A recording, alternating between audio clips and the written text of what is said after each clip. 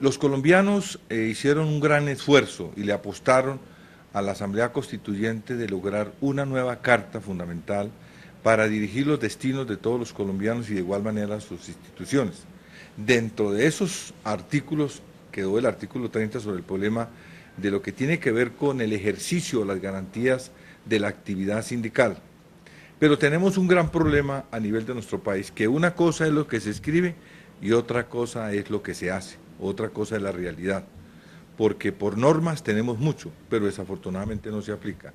Pues a pesar de que quedó constituido eso en la Carta Fundamental, la realidad es que Colombia es el país más peligroso del mundo para ejercer la actividad sindical. Segundo, quienes se organizan en conformar sindicatos, inmediatamente se encuentra una reacción muy agresiva, negativa de parte de los empleadores, y ellos han actuado en diferentes formas, destituyendo a los dirigentes, persiguiendo, buscando la manera de aplicar el soborno para que se salgan, haciéndole estímulo a los trabajadores, etcétera, y ven al sindicalismo como una cosa negativa, que es todo lo contrario. Los países desarrollados como Europa, Estados Unidos, el derecho a la sindicalización es como tener una cédula, pero aquí en Colombia ese tema es muy difícil y yo quiero aprovechar este espacio para decirle a quienes nos están viendo la importancia de que todo trabajador, incluido los funcionarios de cualquier entidad, ellos tienen familia, se van a pensionar, se pueden enfermar, tienen riesgos en su ejercicio y la organización sindical, su obligación es el de garantizar, defender esos derechos fundamentales sin mirar ni credo, ni raza, ni partido. Por eso se hicieron los sindicatos, para defender a los trabajadores. El derecho de asociación es algo que es muy importante y las sociedades modernas lo han logrado, que cualquier grupo de personas se pueden asociar para garantizar que esos trabajadores, sus necesidades las puedan tramitar organizadamente a través de una junta directiva que serían sus representantes al empresario o a la entidad correspondiente. Y eso evitaría la anarquía, pero no solamente tramitar de igual manera sus necesidades fundamentales, como son el salario, sus prestaciones, su salud, sino además también tocar temas que pueden ver con la empresa. Los sindicatos además sirven para opinar cuál es el tema de la productividad, cuál es el tema administrativo, cómo le puede ver bien a la empresa, cómo se logra unas mejores condiciones de calidad de sus productos. Las grandes empresas hoy tienen muy en cuenta los conceptos que plantea la organización sindical, porque ellos saben que si la empresa le va bien, de igual manera esas ganancias pueden mejorar las condiciones de los trabajadores. Entonces, ese derecho de asociación va mucho más allá de lo que han creído algunos empresarios, que es que se reúne un grupo de trabajadores, saca un sindicato y se le daña el día y la noche al empresario. No, señor. Nosotros nos asociamos es para garantizar, organizar ese mundo laboral, para organizar de igual manera lo que tienen que ver con los problemas que se da en la entidad o por sus funcionarios de confianza con esos trabajadores que son los que producen la riqueza. Por ese derecho de asociación existe para toda la actividad laboral, así como se organizan los patronos, se asocian en la ANDI, en Fediarroz, etcétera, y lo hacen a nivel internacional también, la Organización Mundial del Comercio. Los trabajadores también tenemos el derecho de reunir nuestras debilidades para ser fuertes con razón.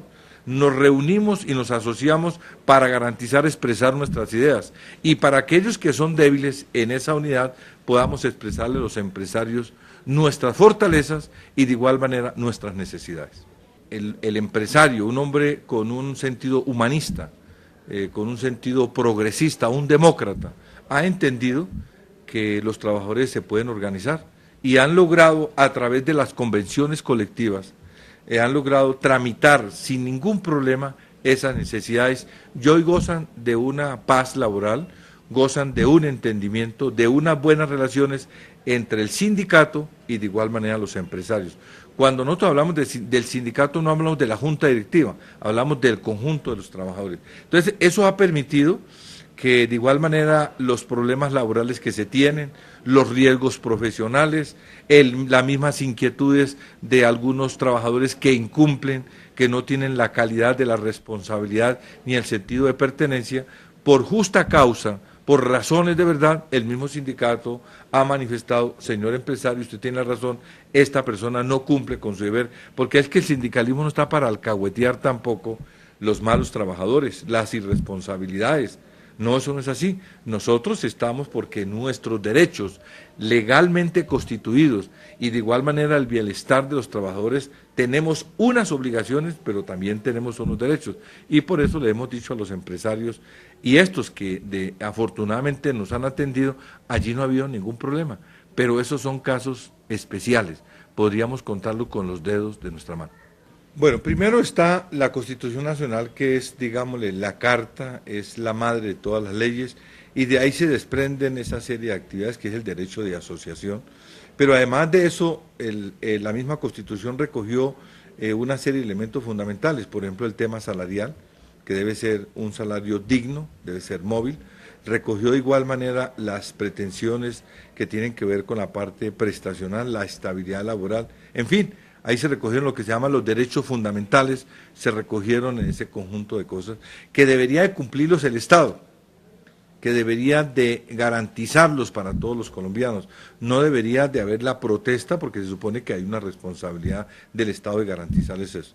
Sin embargo, en razón a la actitud de algunos gobiernos y sobre todo del modelo, porque lo que ha generado parte de este conflicto es el modelo económico. Hoy tenemos un modelo capitalista, donde el capital quiere crecer y crecer para unos 2 o 3 o 4 a costa de la pobreza, de la reducción de las garantías y derechos para los trabajadores. Esa contradicción nos ha obligado aquí a asociarnos y a pelear dentro de las normas que se expidan garantías para esa situación. Por eso también los trabajadores vieron la importancia de apoyar la conformación de la Organización Internacional del Trabajo, la OIT. Y allí en medio de la lucha, y para garantizar ese equilibrio, porque van 3 estamentos muy importantes, los estados, los empleadores y el mundo sindical. Y en ese acuerdo tripartito se logró que se expidieran los convenios 87 y 98 que tienen que ver con las libertades sindicales. Entonces, la legislación colombiana no solamente se ha logrado aquí, sino que hemos superado en el marco internacional como un acuerdo del mundo, como un acuerdo de quienes de otra manera dirigen este globo terráqueo, que en todos los lugares donde está un trabajador tiene el derecho a garantizar que esos 2 convenios fundamentales, el derecho a las libertades sindicales, se pueden ejercer.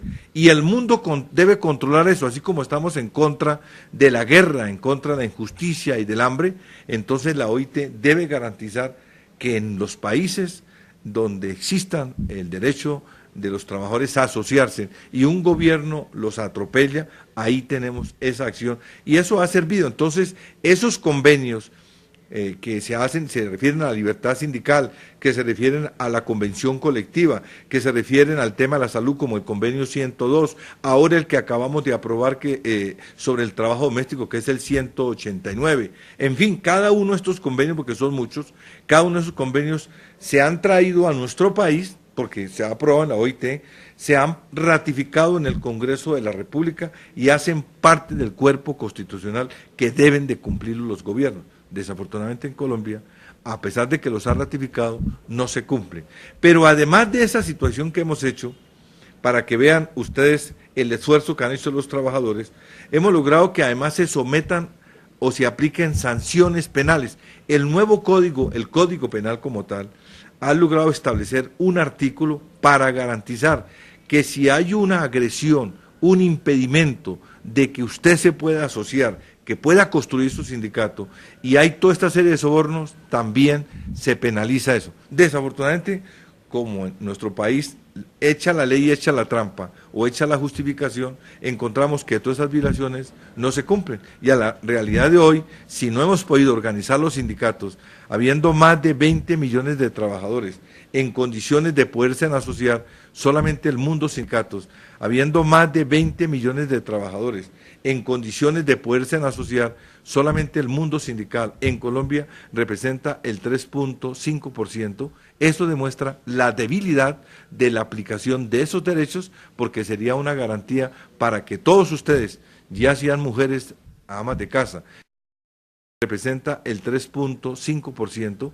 esto demuestra la debilidad de la aplicación de esos derechos, porque sería una garantía para que todos ustedes, ya sean mujeres, amas de casa, ya sean trabajadores de oficios varios, ya sea el trabajador obrero, ya sea hasta el mismo policía, podríamos asociarnos, tener nuestros sindicatos para garantizar, tramitar esas conquistas laborales. Nosotros no podemos garantizar, respaldar a las personas que no cumplen con sus obligaciones, porque si un trabajador acepta un puesto, debe cumplir un horario, debe cumplir un rendimiento, debe hacer su trabajo con calidad, debe garantizar el respeto a las condiciones de la estadía en su lugar donde está trabajando, debe velar de igual manera por la responsabilidad de los utensilios que se le entregan.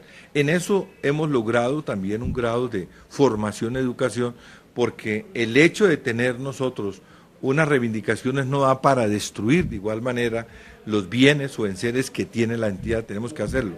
Pero de igual manera, así como tenemos nosotros obligaciones, tenemos responsabilidades y tenemos que dar un buen ejemplo, de igual manera nosotros también tenemos esos derechos. Y por eso nos parece que es importante el equilibrio. Y entonces frente a esos derechos, pues así como cumplimos con nuestro deber, trabajamos todo el mes, pues necesitamos un salario, pero no cualquier salario, un salario digno, un salario que nos permita proteger a nuestra familia. Por eso hemos venido hablando que se necesitan unas políticas salariales para usted como trabajador pueda vivir dignamente con sus hijos, su familia y demás aspectos. Necesitamos una estabilidad laboral, porque si usted acude cumplidamente a su trabajo, responde por el horario y responde por los bienes que a usted se le dan para que los cuide, nosotros necesitamos una estabilidad laboral para hacer ese ejercicio, pero no hemos encontrado esa actitud de parte ni del gobierno ni de los empleadores. Entonces ahora tenemos cooperativas de trabajo asociado, contrato de prestación de servicios, el contrato sindical, el trabajo por horas, es decir, se ha desfigurado esa estabilidad laboral y eso ha llevado a que el trabajador pues no tenga sentido de pertenencia. Si me van a votar mañana, si estoy por una cooperativa, si no tengo estabilidad, entonces ¿de qué me interesa a mí el escritorio o la máquina si no sé cuándo voy a trabajar? Por eso nosotros creemos que es importante que entienda el empleador, el gobierno, que al trabajador hay que darle una estabilidad laboral para que él se sienta que está en una empresa y que la empresa además vela por él. Pero si no hay, se presentan esos problemas. Como pasa el tiempo, entonces el trabajador debe recibir una pensión para garantizar pasar sus últimos días de vida, pero resulta que tampoco. Entonces el gobierno nos sube cada año las edades. En un tiempo uno se pensionaba con 20 años de servicio sin importar la edad, luego aparecieron los 50 años, luego aparecieron los 55, luego los 60, luego los 62, y ahora el gobierno está planteando ya los 65 y 70 años, entonces ya no nos vamos a pensionar, lo que nos van a dar es un certificado de defunción. Entonces, si eso no tiene sentido, yo trabajar para garantizar que pueda venir una pensión por 24 horas porque me voy a morir trabajando, por eso el trabajador hoy se siente desmotivado, no siente interés en la empresa y creemos que esas son las reformas de fondo en este momento que hay que hacer tanto en las empresas, en las normas laborales, para garantizar que el trabajador se sienta a gusto y pueda colaborar tanto con la entidad, pero también con sus derechos. El trabajador asociado tiene responsabilidades con su sindicato, por un lado, tiene responsabilidades con la empresa. Las responsabilidades con el sindicato que él se asocia, pues existen los estatutos, que es, digámosle, la carta magna de la organización que la aprueban todos los trabajadores. Cuáles son los deberes del asociado, debe asistir a las asambleas, debe pagar una cuota sindical, debe atender de igual manera las decisiones que se toman en la asamblea. Eso lo establecen los estatutos. Pero ante la empresa existe el reglamento de trabajo. Ese reglamento hay que cumplirlo. Si nosotros encontramos objeción a que el reglamento es injusto, es arbitrario, hay puntos que no me sirven. Por decir algo, yo entro a las 7 de la mañana y el reglamento dice que tengo que estar con 2 horas de anticipación, pues no tiene sentido ese reglamento. Por eso es importante el sindicato. El sindicato inmediatamente dice hay que cambiar ese reglamento porque entonces en la práctica el trabajador no tiene el descanso. Tendría que desde muy temprano madrugar para llegar allá. Entonces ese equilibrio, que es el que nosotros hemos hablado, de los reglamentos que deben de tener la empresa, deben ser consensuados y trabajados con los trabajadores para garantizar que se cumplan las responsabilidades y los requisitos para ellos estar trabajando en la empresa y que tampoco exista una dictadura, un atropello en estos reglamentos con el trabajador, que los hacen más para perseguir el trabajador, para que no pueda hablar, para que no tenga sus condiciones. Y entonces hemos hecho en algunas empresas unos reglamentos sumamente de carácter militar y no de carácter de sentido de asociación, que se sientan a gusto, que puedan reclamar, que tengan sus espacios, que tengan el tiempo para almorzar, que tengan el tiempo para ellos hacer sus necesidades. En fin, un reglamento debe ser un reglamento mucho más interesado en lo humano. ¿Cómo se puede entender el derecho a la huelga y el fuero sindical dentro de estos derechos? El derecho a la huelga se acordó con un sentido. Se supone que tiene que haber un trámite. Nosotros no entramos a la huelga de una vez. La huelga es la última etapa después de que se han agotado las cosas. Y nosotros no nos gustan las huelgas, porque nosotros perdemos tiempo, hacemos muchos esfuerzos, hay un temor, hay problemas laborales, familiares, en fin. Pero desafortunadamente eso tiene que ver con la calidad de administración del empleador o del administrador. Si yo tengo un conflicto con los trabajadores, pues ¿para qué dejo que lleguen hasta la huelga? Debo tramitarlo en forma inmediata. Esos son los buenos ejecutivos, son los buenos funcionarios que rápido tramitan las cosas y se llegan a acuerdos. Entonces se hace un pliego de peticiones, se entrega a la empresa, hay un término concretamente para negociarlo, terminado el término, pues bien, entonces si no hay acuerdo, vendría la consulta para determinar arbitramiento o la cosa de la huelga, y si los trabajadores votan la huelga, entonces se entra a ese cese de actividades. Eso es lo peor, dejar llegar a la huelga, pero en el caso de Colombia, por la mentalidad de los empresarios, casi siempre los trabajadores tienen que irse a la huelga, al tribunal, en una pelea y un desgaste, porque no tenemos empleadores que tengan un conocimiento sobre la importancia del acuerdo, del diálogo productivo, de la concertación, y desafortunadamente esa es la situación que tenemos nosotros. Bueno, lo primero que queremos establecerle el aporte de la central es que logramos defender lo que tiene que ver el tema de la paz. Nosotros creemos que la guerra no es buena y nos gusta la paz, no solamente la paz frente a la insurgencia, no solamente la paz en materia de tranquilidad, sino el problema de que el Estado debe bajar cualquier grado de agresividad. Nosotros rechazamos la violencia, venga donde viniera. Le apostamos más al diálogo. El diálogo debe ser productivo. El diálogo debe tener reglas del juego para garantizar no un debate eterno y que no lleve a nada, sino que tenga de todas maneras una especificación. Tercero, le hemos aportado de igual manera a que si no fuera por los sindicatos, no habríamos logrado la estabilidad laboral. Fue mucho lo que nos tocó correr. Los trabajadores del mundo lucharon por 8 horas de trabajo, 8 horas de descanso y 8 horas de estudio, porque antes no era así. Y por eso celebramos el 1 de mayo, porque celebramos esa conquista que hicieron los trabajadores. Hemos logrado con las convenciones colectivas, que ya no quedan muchas, un 1% nomás se benefician, pero hemos logrado que se paguen los salarios, que haya un régimen de prestaciones, que se tenga salud, que se pueda garantizar educación, recreación. Es decir, hoy las conquistas, así sean mínimas, que hoy tienen los trabajadores, ha sido fruto del aporte, de la insistencia del movimiento sindical. Antes ni salario teníamos, antes no había seguridad, antes no había estabilidad laboral, antes no nos daban la dotación, los uniformes, los instrumentos, tenía que llevarlos el trabajador. El trabajador que se enfermaba lo echaban, no teníamos el derecho a los riesgos profesionales, a las enfermedades profesionales. Se logró la pensión de vejez, la pensión de invalidez, las primas, los bonos, etcétera. Todo eso que hoy se mueve en el mundo laboral ha sido a la constante lucha, insistencia de muchos dirigentes sindicales que me han antecedido desde muchos años atrás, y ese acumulado es el que hoy la mayoría de nosotros gozamos, esas condiciones laborales. La mentalidad que la ha venido utilizando muy bien el gobierno es el de impulsar la libertad de asociación y de no asociación, y el gobierno incita o prepara muy bien el no asociado. Imagínense en un mundo laboral como este, que una persona no esté asociada. Es como si el gobierno aceptara que una persona que también podría ser no tenga cédula de ciudadanía. ¿Será que lo permite? No. El gobierno dice todo el mundo debe tener una cédula. El gobierno podría decir que la gente quiera o no pague lo que tiene que ver con las obligaciones o los impuestos, ¿no es cierto? Pero lo obliga.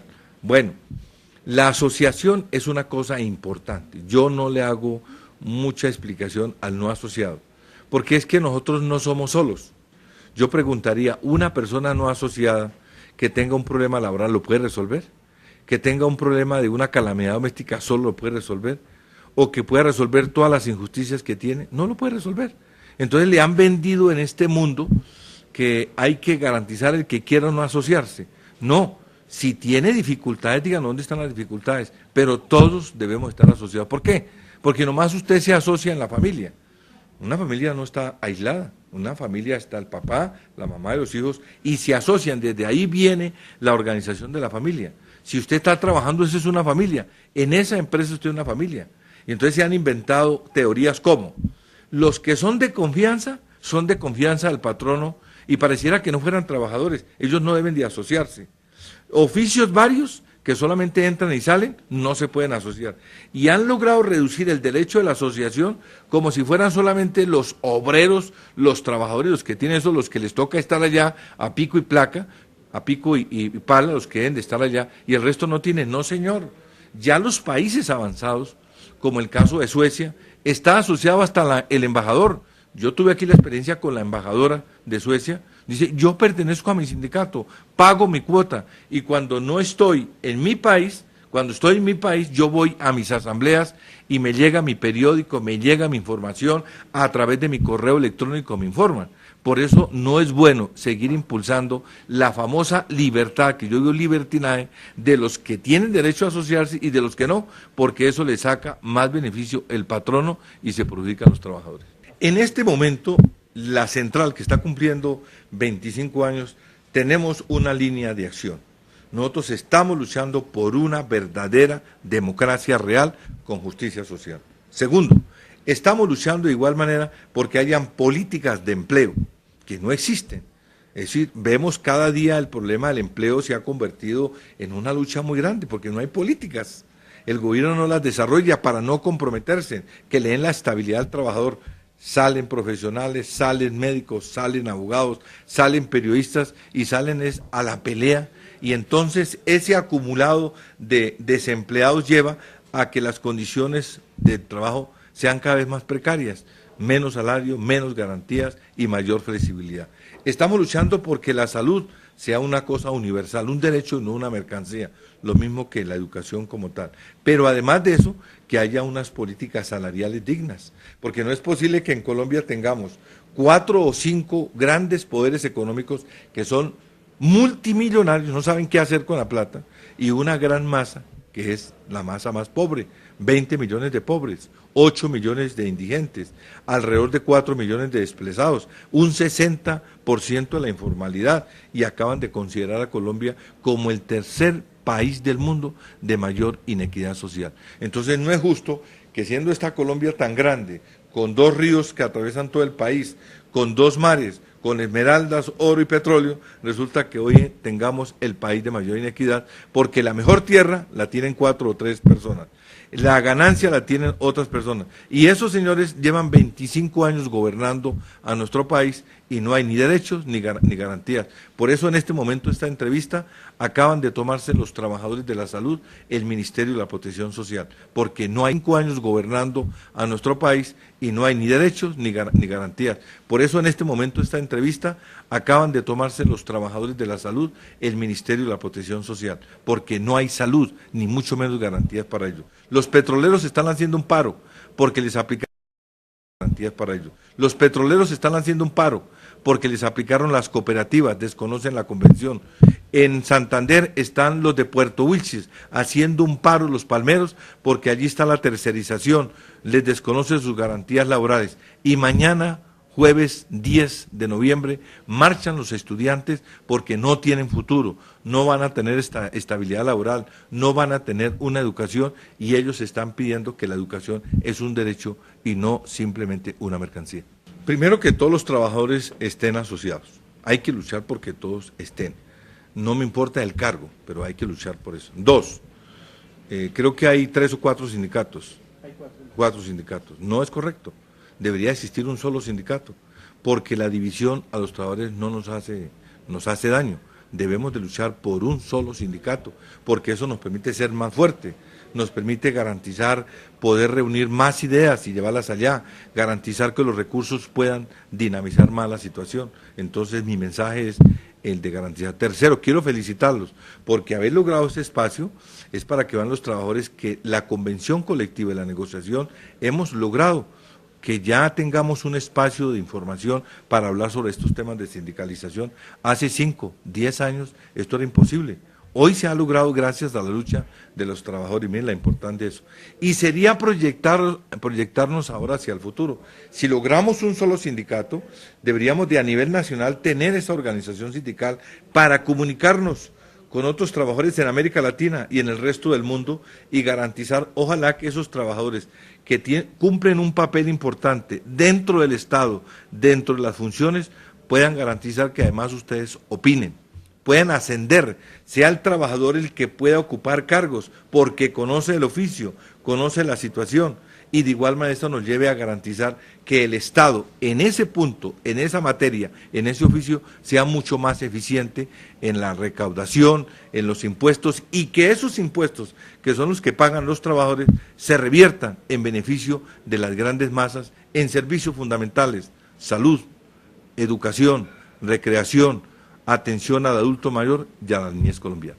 Yo quiero saludar a los directivos de la DIAN, manifestarle mi saludo y decirle que esta es la central de los colombianos, una central que está dispuesta a dialogar con el gobierno, con los militares, con los funcionarios del despacho, para hacer de nuestra Colombia una Colombia de verdad democrática, en paz, en prosperidad. No nos merecemos el estado en que vivimos nosotros. Necesitamos, ojalá, que esas normas, esas leyes, tengan de verdad una aplicabilidad. No tenemos por qué hacer paro para garantizar que se aplique la norma. Que garanticemos los espacios de diálogo. Mire que cuando hay espacios de diálogo, fluyen las ideas, sea el trabajador o sea el directivo, y si tienen razón tenemos que aceptarla. Tenemos que llegar a un grado de madurez, porque Colombia se merece buenas instituciones, buenos gobiernos, buenos trabajadores, buenos sindicatos y de igual manera muy buenas reivindicaciones para lograr la paz. Sea la oportunidad para desearle a ustedes y a todos los dirigentes de la DIAN una feliz Navidad y que el 2012 sea de prosperidad y mucha felicidad para todos ustedes. Muchas gracias.